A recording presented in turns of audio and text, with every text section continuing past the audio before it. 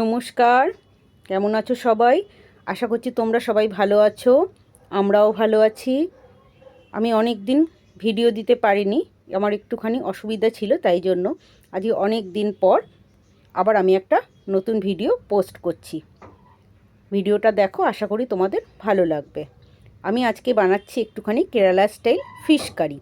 আমি কিন্তু এই ফিশ কারিটা আজকে করব কাতলা মাছে, আর আমি রান্নাটা করব সম্পূর্ণ নারকোল তেলে।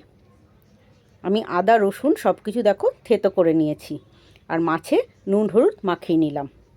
আমি এখানে 5 পিস কাতলা মাছ নিয়েছি। মাছে নুন হলুদ মাখিয়ে আমি খানিকক্ষণ রেখে দেবো।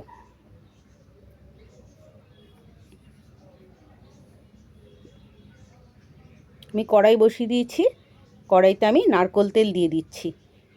কড়াই গরম হয়ে গেছে, এবার আমি ফোড়নে দেবো একটু মেথি আর এলাচ। আমি কিন্তু এখানে সর্ষে ফোড়ন দিচ্ছি না, মেথি আর এলাচ।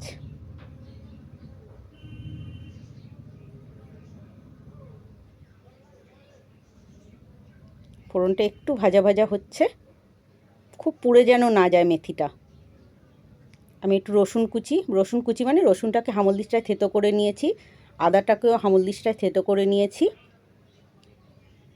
এই যে আদা রসুন সব কিছু দিয়ে ভালো করে মশলাটাকে একটু ভাজা ভাজা করে আমি কাঁচা লঙ্কা দেব, তারপর একটু কারি পাতা দেব,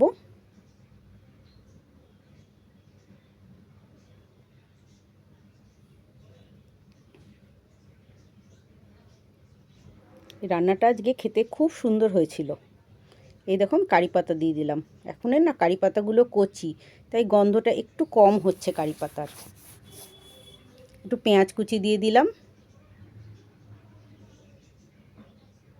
একটু নুন আর একটু হলুদ। আমি কিন্তু এই রান্নাটায় কোনো ধনে জিরে লঙ্কা শুকনো লঙ্কার গুঁড়ো কিচ্ছু ইউজ করব না, কাঁচা লঙ্কায় করব। নুন হলুদ আর নারকেলের দুধ দেবো শুধু। দেখো মশলাটা একটু ভাজা ভাজা হয়ে যাওয়ার পর আমি একটা পাতলা নারকেলের দুধ বানিয়েছি প্রথমে, ঘন দুধটা কিন্তু আমি পরে দেবো। এটা পাতলা নারকেলের দুধ, এটা আগে দিলাম। এটা দিয়ে এবার মশলাটা ফুটতে থাকবে। এবার 5-7 মিনিটের মতো মশলাটা আস্তে আস্তে আঁচ কমে আমি ফোটাবো। আর আরেকটা প্যানে আমি নারকেল তেল দিয়ে কাতলা মাছগুলোকে একটু হালকা এপিট ওপিট করে ভেজে নেবো, খুব ভাজবো না, কড়া করে, কারণ এই রান্নায় মাছ খুব কড়া করে ভাজে না।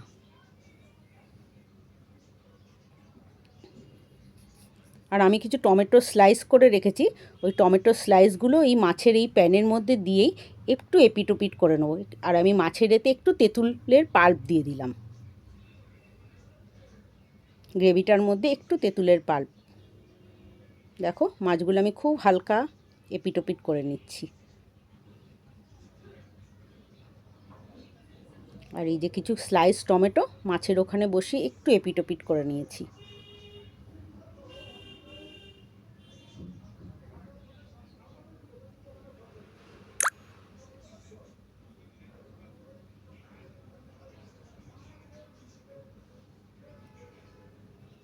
আমার মাছটা ভাজা হয়ে গেছে। এবার একটু ঘন নারকেলের দুধ দিয়ে দিলাম। এবার মাছগুলোকে এক এক করে ঝোলের মধ্যে আমি ছেড়ে দিচ্ছি। গ্রেভিটা খুব পাতলাও হবে না, আবার খুব ঘনও হবে না। আর দেখো টমেটো স্লাইসগুলোও দিয়ে দিলাম।